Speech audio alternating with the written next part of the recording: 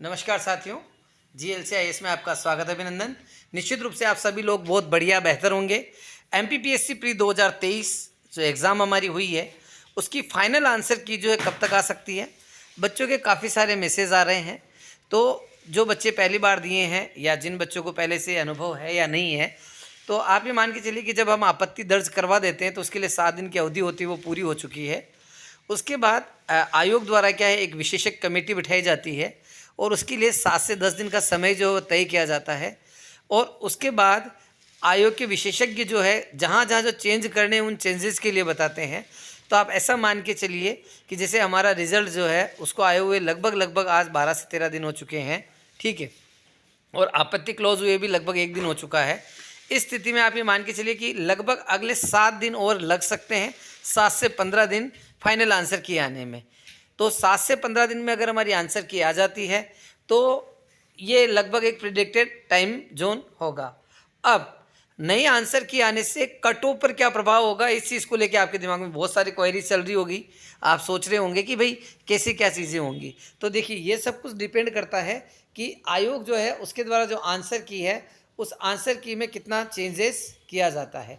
अगर आप ये मान के चलिए कि अगर 2 क्वेश्चन जो है उसमें अगर बोनस मार्क्स दिया जाता है, अगर उसमें बोनस मार्क्स दिया जाता है तो आप ये मान के चलिए कि कहीं ना कहीं उसका जो इम्पेक्ट है वो थोड़ा ज़्यादा बड़ा होगा। क्यों ज़्यादा बड़ा होगा, और देखो मैं आपको समझाना चाहूँगा, इसको आप समझिए एक बार। जैसे क्या हुआ साहब, उन्होंने 2 क्वेश्चन जो हैं वो बोनस में कर दिए तो सभी बच्चे उनका स्कोर 2 से बढ़ जाएगा। लेकिन अब जो बच्चे हैं जिनका पहले से ऑलरेडी वो राइट है उनका स्कोर तो नहीं बढ़ेगा, लेकिन 60-70% अबाव जो बच्चे हैं उनका स्कोर इससे इंक्रीज होगा, ठीक है। अगर मान लो यही प्रश्नों की संख्या अगर 3 रहती है या 4 रहती है तो यहाँ पे स्थितियाँ बहुत ज़्यादा बदल सकती है। मतलब कहने का सीधा सीधा तात्पर्य ये है, हर बार जो हम कट ऑफ के अनुमान लगाते हैं पहली बार जब आंसर की आती है उसके अनुरूप ही वो होता है।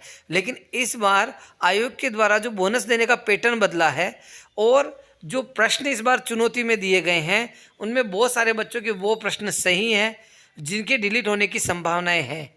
तो नुकसान और लाभ की स्थितियां हैं वो अभी हमारे सामने है नहीं कि प्रॉफिट अधिक होगा या लॉस अधिक होगा।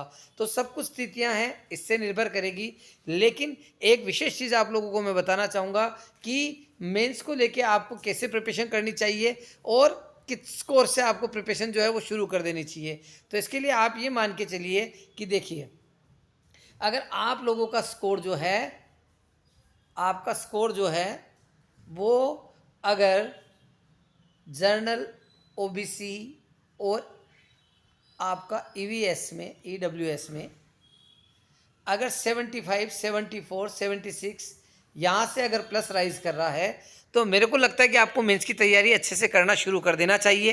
क्योंकि 74 वाला 78 तक पहुँच सकता है, 76 वाला 80 तक पहुँच सकता है, 79 तक पहुँच सकता है, क्योंकि इतना बड़ा डिफरेंस तो आएगा। उसके साथ ही जो कैटेगरी में है वो भी ये ध्यान रखें कि अगर मान लो एससी कैटेगरी में अगर आप हैं और एससी कैटेगरी में अगर आपका स्कोर जैसे है वो इसके अंदर 71 या इसके आसपास या 70 के आसपास है, तो निश्चित रूप से यहाँ से भी जो है कट ऑफ में बहुत ज़्यादा फर्क जो है, कितना फर्क आएगा नहीं आएगा इस सब कुछ डिपेंड करता है कितने प्रश्न में चेंज आएगा। लेकिन अगर अभी आपका 70 प्लस भी स्कोर है तो मेल में, एससी मेल में तैयारी शुरू कर दीजिए। और फीमेल में अगर 68, 67, 69 भी अगर आपका स्कोर है अभी, तो आपको मेंस की तैयारी में लग जाना चाहिए।